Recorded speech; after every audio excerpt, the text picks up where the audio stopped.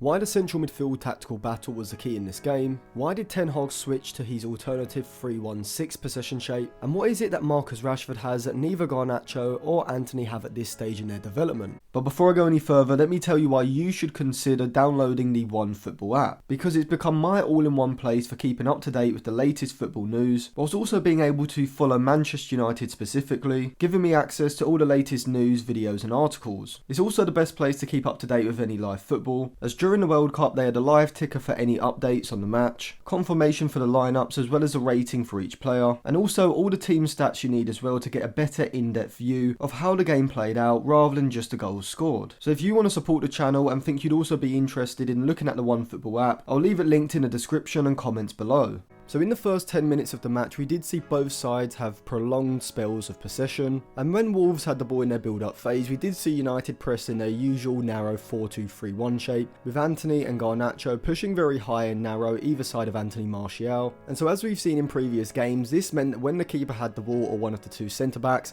the outlet was always the full-back, Semedo on the right and Bueno on the left. And so the most efficient way of beating United's press was always going to be that ball over the top of one of the two wide midfielders, and hoping one of the two Wolves fullbacks could bring the ball down and control the ball in the middle third. However, obviously Ten Hag recognises this, and this is why he does instruct Malacia and Wan-Bissaka to push high up the pitch to apply the pressure when they are able to do so and they do have sufficient cover behind them. This isn't always the case, and so sometimes they were late to apply the pressure, and this would allow one of the two Wolves fullbacks, whoever side it was on, to bring the ball under control, and Wolves would therefore beat United's high press. At the opposite end, Wolves were a lot more passive in their pressing. They sat in a 4-4-2 with Moutinho joining Costa as the front two players, and they were quite happy to allow Luke Shaw and Varane to have the ball and bring the ball out of the defensive third and instead retain a narrow 4-4-2 shape in the middle third. And when United had the ball in the middle third, we would see them take up their usual 2-3-2-3 shape, with Casemiro dropping as a single pivot and both Eriksen and Fernandes pushing up between the lines in behind the Wolves midfield. But despite both sides having spells of possession, neither side was really able to progress the ball through the centre of the pitch and dominate the game. And I think this mostly came down to the central midfield battle, as both sides were man-to-man pressing each other, with Fernandes and Eriksen pushing up onto Nunes and Neves, stopping them being able to receive the ball, turn and play those forward passes into the likes of Podence between the lines, whilst for United both Eriksen and Casemiro were being very tightly man-to-man pressed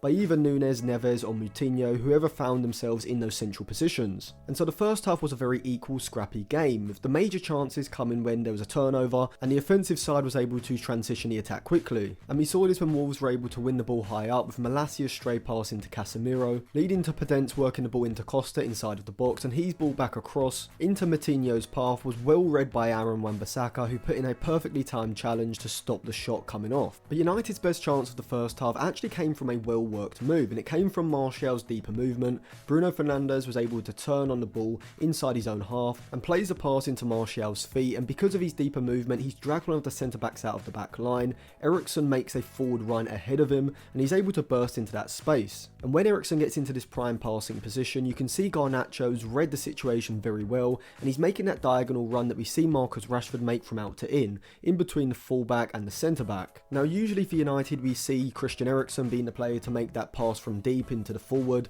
and Bruno Fernandes being the player to play that killer through ball. However, this time Christian Eriksen just gets the pass over hit, but as Semedo has the ball under control with Garnacho behind him, he makes one of the worst pass backs I've ever seen in my life and lays it on a plate for Garnacho in the one-on-one situation. And of course he should be scoring this. I think he should have decided to go around Jose Sa, and it's probably a chance Marcus Rashford would have scored, but if you look at the replay, it is a fantastic save from the Wolves keeper, but still United would have seen it as a chance that should have been taken. Now this was a much harder game than the Nottingham Forest game that United won quite comfortably, and that was just because of Wolves' quality in central midfield. Whilst all three are fantastic under pressure receiving the ball, they're short passing, Moutinho and Neves have that long passing ability, and because in possession Wolves were dropping into a 2-5-3 shape with all central midfielders at some points being in deep positions, they would often end up with a spare man in these deeper positions, with Casemiro and Eriksen reluctant to both follow their players high up the pitch at the same time and vacating a massive space in behind them, and so we would often see Wolves being able to play out of United pressure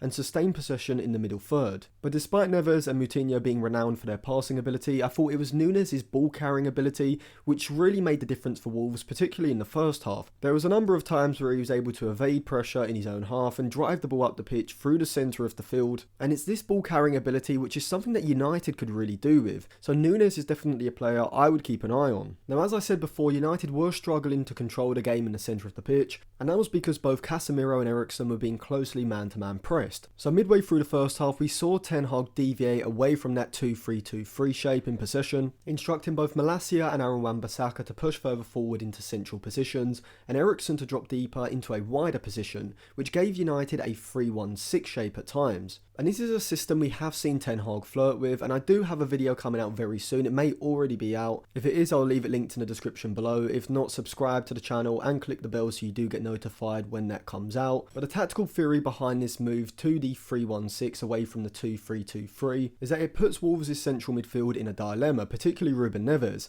Either he follows Eriksen continuing the man-to-man press, drawing him out of that central position and leaving a massive space on the right side of Wolves' central midfield, or they could instead do what they actually did and instruct Ruben Neves to not follow Eriksen, hold his position, but this would mean that Eriksen becomes a free player on the ball. He's now got an open pass because United have moved to a back three, a wider base to circulate the ball around Wolves' narrow front two, and Malacia's movement forward drags the right-sided midfielder for Wolves, which was Kwang, backwards, giving Eriksen more space to get on the ball. And when United do move to this 3-1-6 possession shape, it is very fluid positionally. We can see the fullbacks move narrow into the half space with the wingers Garnacho and Antony holding the advanced width, or the fullbacks can push forward holding the advanced width, allowing Antony and Garnacho to move in field. And I think this was the right tactical move from Ten Hag, as United did begin to get more control of the game in the second part of the first half. But with the game being at a stalemate at half time, both managers would make changes. Adama Traore came on for Diego Costa, who wasn't really able to impact the match all that much. And whilst it's because Costa isn't the same Costa that we knew at Chelsea, it was also because United's defenders defended him excellently in individual battles. We can see here as the ball is on the right side and Costa's on the left side,